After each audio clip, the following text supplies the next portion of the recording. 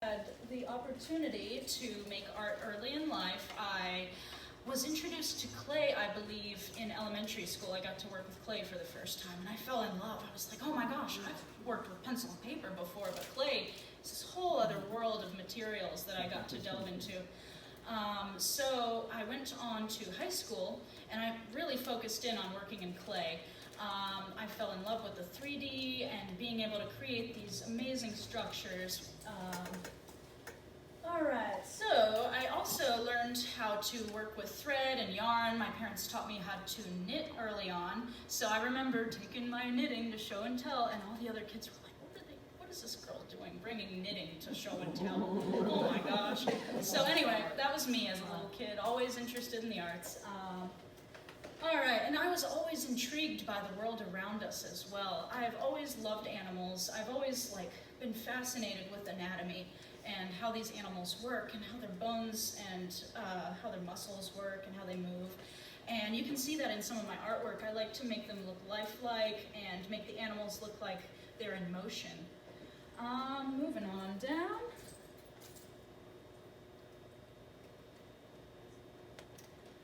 Alright, so jumping back to high school, I became addicted to clay in high school, and I thank my high school art teacher for letting me play with that much clay.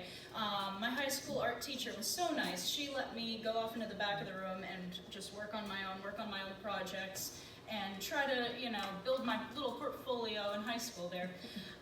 So I do thank her, and we've stayed in touch since high school. I recently installed a public sculpture there last weekend at Atlantic Coast High School. So I do thank my high school art teacher for giving those opportunities to me.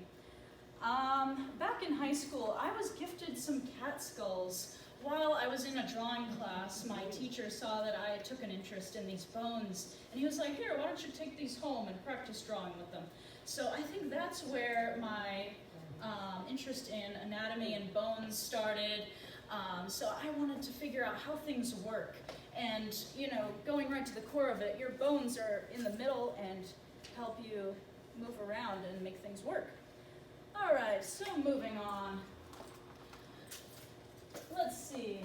After high school, I enrolled at the University of North Florida, and I expected, oh, you're going to be working with more clay, I'll get to improve my skills with clay. So to my surprise, when I started there in their sculpture program, they wanted me to learn how to weld. I was like, oh goodness, I've never touched this in my life, I don't know what I'm doing. I was a little bit scared at first to get into welding. After that first little push, I jumped into it and I took off with it, and I actually incorporated some welding in these sculptures, which I'll talk about later on. So I learned how to weld and work with wood and all these other materials in college, and I started to think about how different materials work together.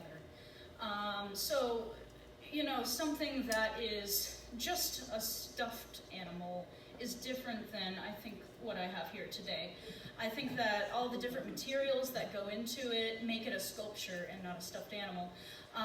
So I started thinking about how materials work together in college and made some of these projects. Let's see, I learned how to work with metal, with wood, and hopefully one day with glass. I would love to explore other mediums. All right. So as a part of my senior show at UNF, I decided to focus on fibers and fiber arts. So that's where these guys came into play. I've always been kind of inspired by nature, and I had this image in my head of a Chinese dragon almost with a skull as a face, and I wanted them to look almost oriental, almost fantastical creatures that wouldn't exist in reality. So kind of snowballed from there, and they turned out to be rather lovely upholstery. I included the upholstery to make them look more like furniture, kind of like the domestic household is coming to life around you and coming out at you, yes. Let's see. I chose to use more luxurious fabrics on these sculptures over recycled materials because I wanted them to appear more like furniture. They include these furs and these tassels and things that remind you of these antiques. And I have actually made some of my sculptures out of recycled materials, but they don't have that same character to them as these guys do. So I have made a bird out of a recycled hoodie, like a jacket with the fur inside of it, and I've made a little cat sculpture out of a recycled t-shirt, that kind of thing. So you can source these materials from things that you already have at home if you're interested in doing something like this. All right. So I do use some different techniques to pull these sculptures off. They have a steel armature inside of them. So this coyote here would not be able to stand up like he is without having some kind of steel armature inside of him to hold him down. And I don't know if you guys can see in the back, but this is what's inside of the coyote. So this steel armature. So I weld these together first and kind of piece together the fabric around this armature. So I don't go off of any pattern or go to the store and buy a pattern or anything. So once you have a couple of pieces of fabric lined up, you can use the sewing machine for part of it, but there's no way you can get around this whole armature with a sewing machine. So I have to go in and hand sew around this armature. So it takes quite a while to put these guys together. Right here on my coyote, I've hidden my hand sewing with this lovely cord here, so you can't even see the hand sewing part of it. It all looks really clean, and sewing machine, like the sewing machine did the work. All right, so let's see. Looking a little bit into the armature, here's a picture of one of my other sculptures that I did. So this is what's inside of all of my sculptures. This little cat here has a steel armature inside of it as well. And if you are interested in doing something like this at home, you don't need to learn how to weld. If you want your fabric sculptures to have form, or any kind of fabric to have form, you can go to the store and buy some of this wire. And this wire bends really easily. You can bend it with your hands and just cut it with a pliers or a cutter here. So you can use your own wire from Home Depot if you can't weld and you're interested in doing something like this. All right. Ooh, all these cords. All right. So, moving on, let's see. I actually have a little video of me putting together one of my cat sculptures here. So this was incomplete at the time. You can see the stuffing kind of hanging out of it. And I have to piece this together around the armature and hand sew some of it to get it to stay together. So this is different stages of the process here. All right. And sometimes it's hard to get the needle into those little crevices too. You have to sit there and really like, How do you attach the stuffing to the steel? So once I have, say I've created his leg here. Once I have one bit of the sculpture created, I make sure to go and fit it around the armature and stuff it to see that it looks correct and you know, matches the anatomy of the actual animal. So for this, I use different techniques for stuffing. So I just use regular old polyfill stuffing here, and you can go in with a pencil or some kind of utensil and kind of really poke the stuffing in there. That way, if any of your stitches have puckered up, you can't see any of those puckered up stitches because the stuffing makes it nice and round and expands the material. All right. Let's see, how do I get out of here? Ah! Just use the mouse. There we go. All right, so this is an example of my welding right here. I actually make public sculpture as well. So this was one of my public sculptures that I was working on, but it works for this demonstration as well. My armatures are all made of steel rod. I believe this is 1/4-inch steel rod that you can buy at any metal outlet here in Jacksonville if you're interested in that. So this is the facility at UNF that they have. They have all the welders there. Yeah. All right. And I would love to do a welding demonstration as well, but I don't think I can bring that inside. Oops. Come on. There we go. So these are a few of my completed sculptures that you can see here today.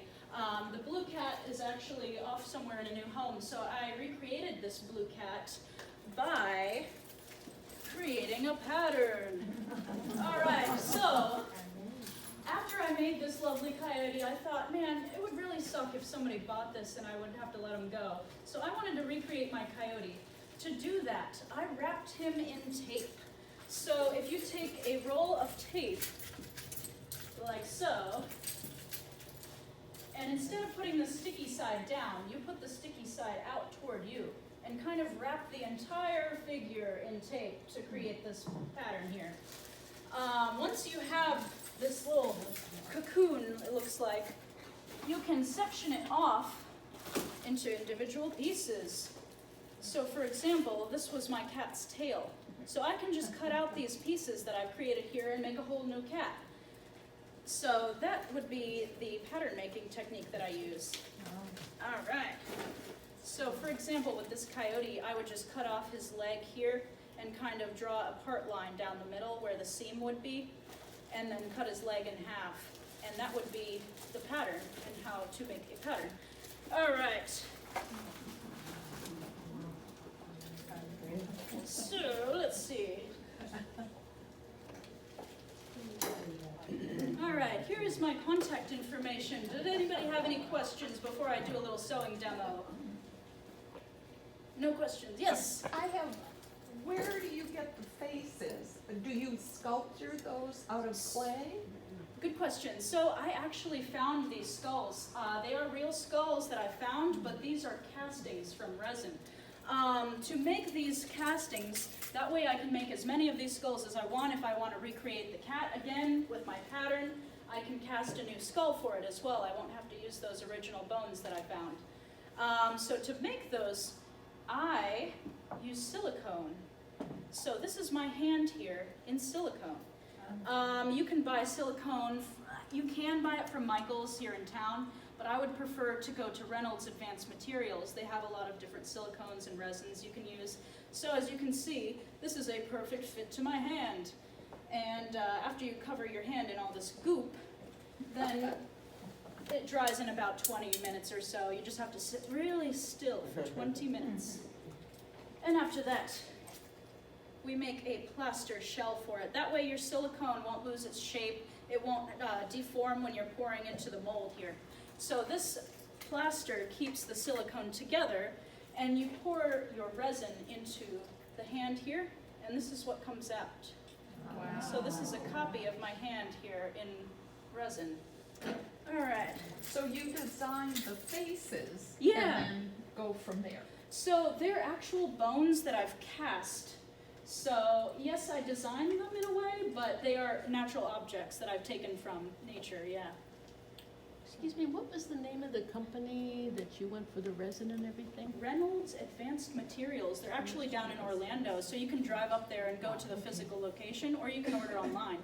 They have about 2-day shipping, so even without Amazon Prime or whatever, you get it in 2 days. Thank you. Yeah, no problem, and I can write that down afterward if you would like. So I use Reynolds Advanced Materials. They're, I think, a subsection of Smooth On products. So if you ever heard of Smooth On, they make really great tutorial videos on YouTube if you're interested in casting resins or even doing the resin pours with paints and things like you've seen. I'm sure you've seen them in galleries and stores before. So if you're interested in doing anything like that, Reynolds Advanced Materials or Smooth On products are great. All right.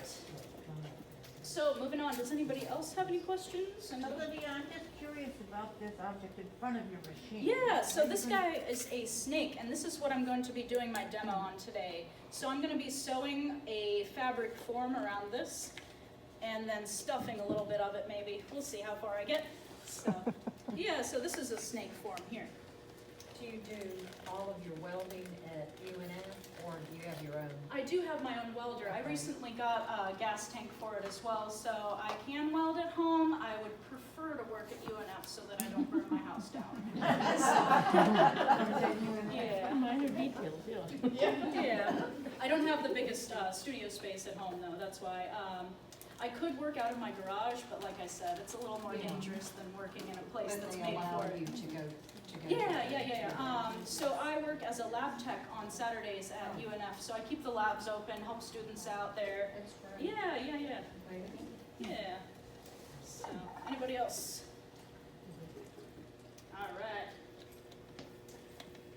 Alright, so I have some fabric samples here today, and I just get these from Joann's or anywhere you can